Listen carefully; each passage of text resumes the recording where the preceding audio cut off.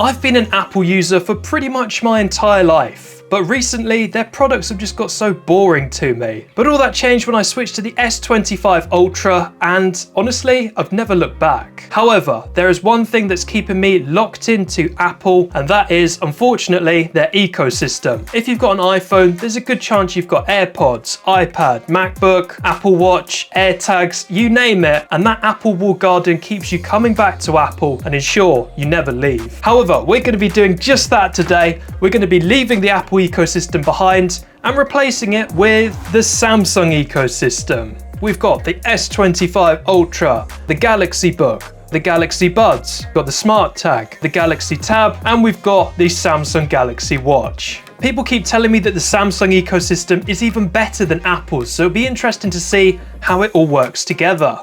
With Apple's ecosystem, yes, you may pay a premium on all the products, but they all just seem to work so seamlessly together. The question is, can Samsung do the same, or maybe even better? Let's find out. So the first feature of the Samsung ecosystem, which was quite cool, was the clipboard share feature. Now, Apple have done this for a while now, but basically you can copy something on your phone or laptop and paste it on your tablet, laptop. It basically just shares your clipboard through your devices, which is such a useful feature, and the Samsung ecosystem does it pretty much straight away. We've also got some other interesting features like Extend Unlock. So if you've got your Galaxy Watch on, it will ensure that your phone is always unlocked, which is really useful sometimes. These were the first features that I thought, okay, Samsung might be onto something here. Let's get onto the Galaxy Book. Now, the Galaxy Book was one of the cheapest ones I could find. I've got the Galaxy Book 2 Go. It's got 4GB of RAM, so it is extremely slow. It also needed endless Windows and Samsung firmware updates when I first got it. Once you actually get into the Galaxy Book, you need yet another piece of software called the Galaxy Book Experience. This was a little bit annoying because with Apple, it just simply works straight out of the box. So the first thing I wanted to try was second screen with my Galaxy Tab and my Galaxy Book.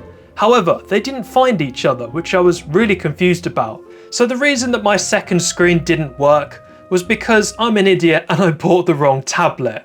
So originally I bought the Samsung A9 Plus, which is one of the cheapest Samsung tablets I could find on Amazon. However, this tablet does not support second screen, it does not support multi-control, it's pretty useless to be honest with you. Eventually I landed on the S9 FE and I actually managed to trade in my A9 Plus to get this. Came with the S Pen as well, which I'm very happy about, and it made a great addition to this Samsung ecosystem and really completes it.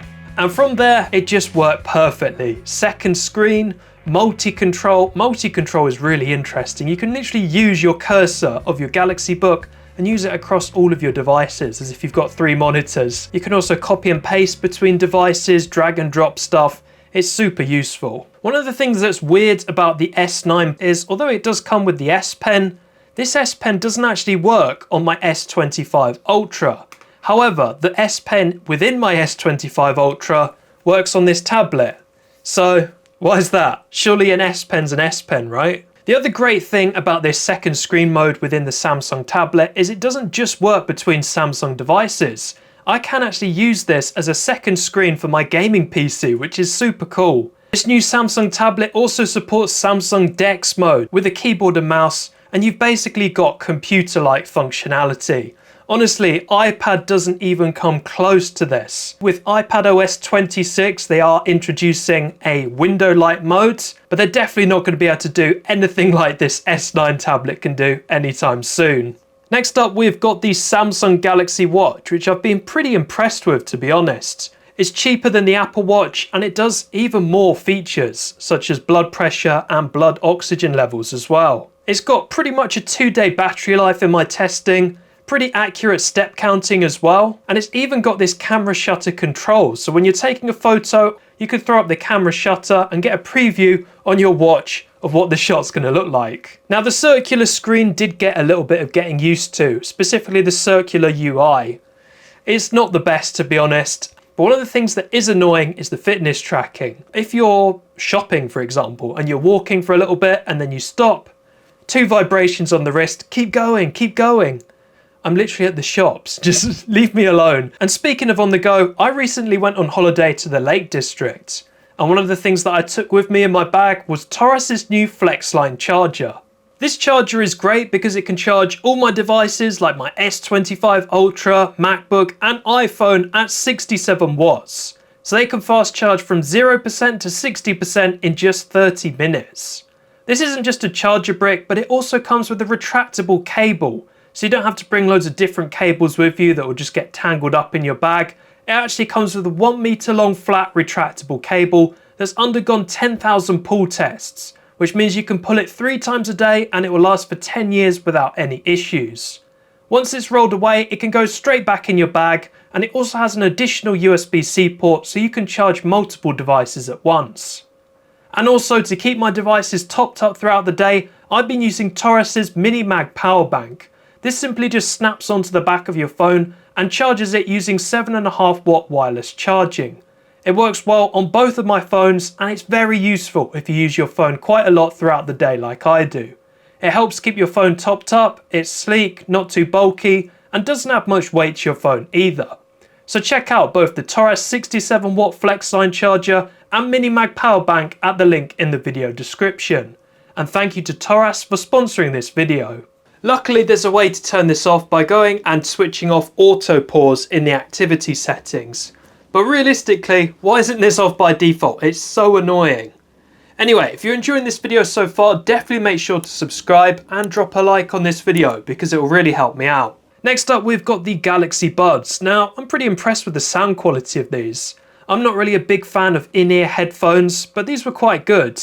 And they've got quite a lot of bass to them as well, and they work between multiple devices as well. I really wish Samsung made over-ear headphones similar to the AirPods Max. They would be an instant buy for me. Next up, we've got the Samsung Smart Tag. Now, I've had these on my keys and they've been brilliant. You use the Samsung SmartThings app to track it, and you can also track all of your other devices within the Samsung ecosystem on this app as well, similar to the Find My feature on iPhone. And then we've got other stuff like the wider Samsung ecosystem, because Samsung don't just make tech products, they also make appliances as well, like washing machines, kitchen, cookers, all kinds of stuff. And that wider ecosystem also ties in nicely to Samsung SmartThings, allowing you to control it from different devices.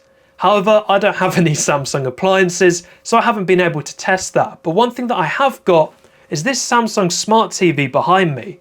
Now, this Samsung Smart TV is really old. It's like probably one of the first Samsung Smart TVs. I got it for about 50 quid off Facebook Marketplace, but believe it or not, it still actually kind of works with this Samsung ecosystem. So I can actually mirror my phone screen onto this TV and it works no problem. So it's definitely a useful feature to have, even though the UI and the built-in apps on this TV are pretty dated now. So if we put all of that together, we have got the Samsung ecosystem. We've got multi-control, allowing us to drag and drop files, control multiple devices using my Galaxy Book. We've got the clipboard share, so we can copy and paste between devices, and we've also got super fast quick share as well. I've never seen quick share go this quickly. It also doesn't require Wi-Fi either. It works over Bluetooth, and it can scan and find all your other devices pretty well. We've also got second screen, so when you're on the move with your Galaxy Book, you don't want a second monitor, you just take out your tablet and you can use it as a second monitor. Also, with touchscreen and S Pen compatibility, it makes it almost like a portable drawing tablet. No more trying to remember complicated passwords or messing around in the settings. Your phone instantly becomes an automatic hotspot for your laptop and tablet when you're out and about.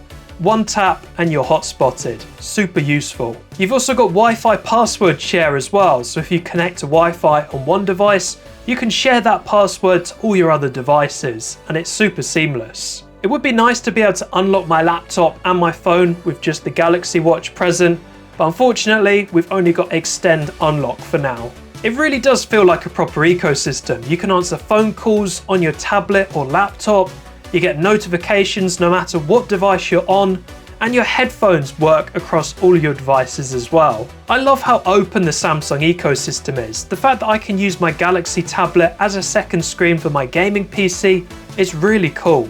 And Quick Share has also been opened up to all Windows devices as well.